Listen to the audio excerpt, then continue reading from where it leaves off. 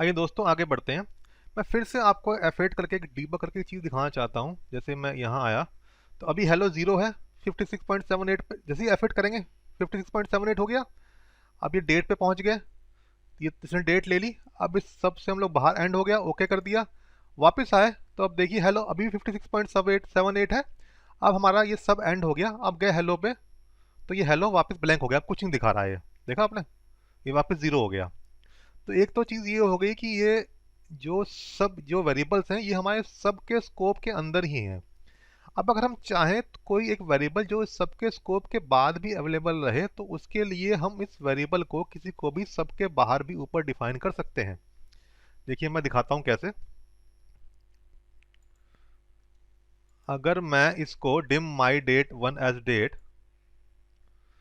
इसको मैं अगर यहां से हटा के इसको इसको यहां डिक्लेयर कर दूं तो ये क्या रहेगा, ये सबके खत्म होने के बाद भी वैल्यू होल्ड करेगा क्योंकि ये वेरिएबल इन सब के बाहर है। तो इस मॉड्यूल के अंदर कई सारे सब हो सकते हैं। ठीक है, अभी देखिए ये माई डेट वन 3/2/2015 हो गया, मैसेज बॉक्स में आ गया, सब यहाँ एंड हो गया। अब अगर चलेंगे वापस माई डेट वन पे तो ये माई डेट वन अभी नहीं दे रहा है कुछ भी, लेकिन हम अगर इसके पीछे कर दें पब्लिक तो अब हमें डिम देने की जरूरत नहीं है। ठीक है, अब मैं करता हूं F8। ये लिया इसने माई डेट वन, मैसेज बॉक्स माई डेट वन किया, दिखा देगा 3/2/2015, सब एंड हो गया। अब अगर हम देखें वापस तो ये देखिए माई डेट वन ने अभी भी 3/2/2015 ले रखा है। तो इसका क्या मतलब हुआ कि ये पब्लिक होने की वजह से ये इस सब के बाहर भी अवेलेबल है।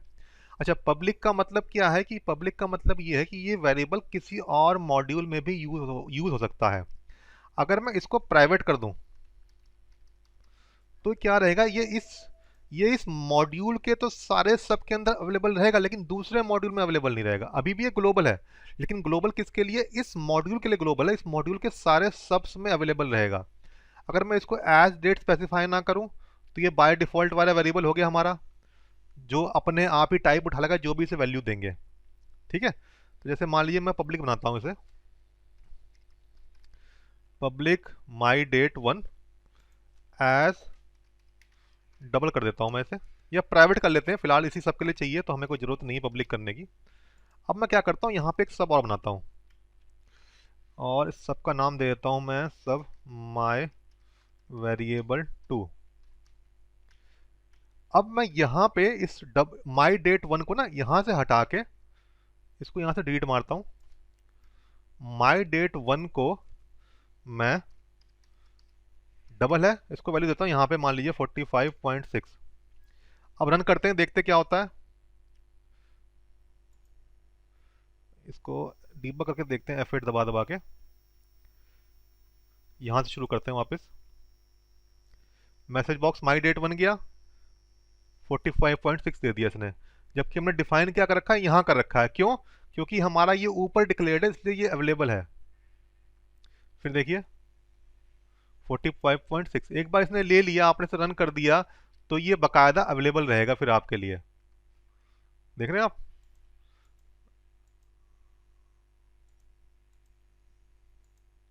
Forty five point six.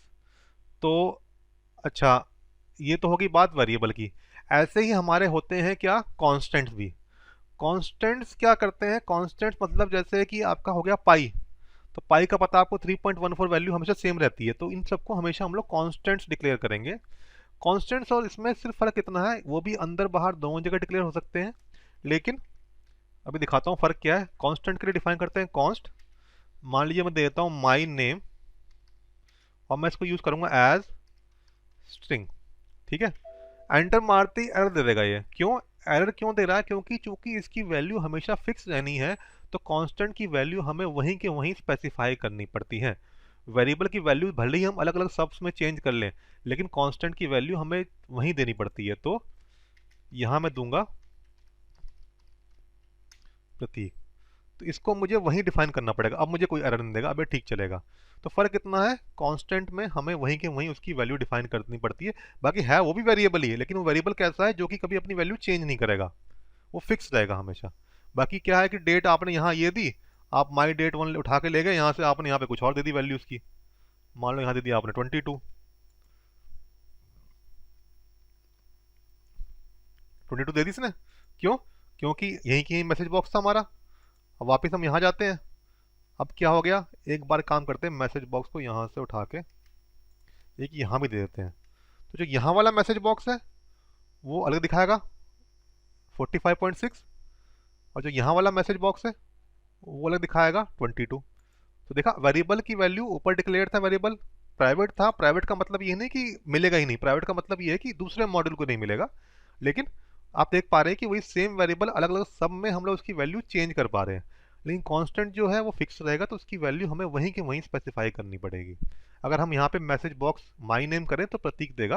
अगर मैं चाहूँ यहाँ पे उसे कह दूँ कि भैया my name equals to Tom, अब देखते हैं क्या होता है। देखा, assignment to constant not permitted. तो एक कांस्टेंट को आप दोबारा रीअसाइन नहीं कर सकते हैं। अगर आपको दोबारा रीअसाइन करना है तो उसे आप एज अ वेरिएबल डिक्लेयर करिए।